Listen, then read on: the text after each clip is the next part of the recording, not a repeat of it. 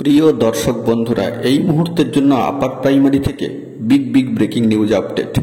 নতুন নিয়োগের অপেক্ষায় ওয়েট করে থাকা চাকরি প্রার্থীদের জন্য এই মুহূর্তের জন্য আর্জেন্ট তথ্য, তাই আর্জেন্ট ভিত্তিতে ভিডিওটা আপনাদের জন্য ক্রিয়েট করতেই হচ্ছে।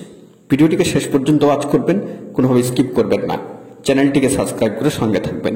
চলুন কথাবার্তা না বাড়িয়ে মূল টপিকে ফোকাস করি। বন্ধুরা, বর্তমান সিচুয়েশনে দাঁড়িয়ে একটি গুরুত্বপূর্ণ আপডেট উঠে আসছে। এই জানুয়ারি মাস অত্যন্ত ভাইটাল এবং জানুয়ারি মাস কিন্তু বিশেষভাবে টার্নিং পয়েন্ট হয়ে যেতে পারে, এবং সেই দিক থেকে জানুয়ারি মাসের থার্ড উইকটাও অত্যন্ত গুরুত্বপূর্ণ। থার্ড উইকে এই সম্ভাব্য তৃতীয় কাউন্সেলিং নোটিফিকেশন শিডিউল কিন্তু চলে আসতে পারে এবং যাবতীয় কার্যক্রম শুরু হয়ে যেতে পারে। তো সেই দিক থেকে দেখতে গেলে জানুয়ারি মাস ইম্পর্টেন্ট।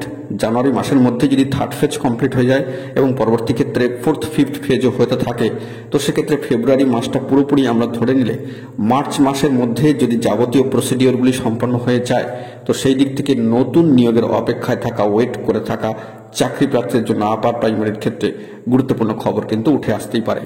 ইতিমধ্যে আমরা দেখেছি বিকাশ ভবনের তরফ থেকে রিপোর্ট তলব করা হচ্ছে, শূন্যপদ এবং যাবতীয় অন্যান্য বিষয় সংক্রান্ত বিষয় তথ্য কিন্তু চাওয়া হচ্ছে, ডাটাবেস তৈরি হবে। তো সেই দিক থেকে নতুন নিয়োগের আপার প্রাইমারির ক্ষেত্রে অপেক্ষায় ওয়েট করে থাকা চাকরি প্রার্থীর জন্য এই জানুয়ারি মাসটা অত্যন্ত গুরুত্বপূর্ণ, ফোকাস রাখতে হবে। জানুয়ারি মাসে একাধিক কার্যক্রম অনুষ্ঠিত হলে ফেব্রুয়ারি কিংবা মার্চ বা মার্চের যে সময়সীমা তার পরবর্তী ক্ষেত্রে কিন্তু গুরুত্বপূর্ণ তথ্য উঠে আসতে পারে।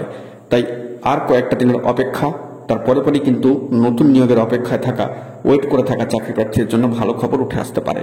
এখন কমিশন কবে থেকে কার্যক্রম শুরু করে সেই দিকে আমাদেরকে ফোকাস রাখতে হবে। বন্ধুরা, এখন এটুকুই। সকালে ভালো থাকবেন। জরুরি আপডেটগুলি পাওয়ার জন্য চ্যানেলটিকে সাবস্ক্রাইব করে সঙ্গে থাকবেন। ধন্যবাদ।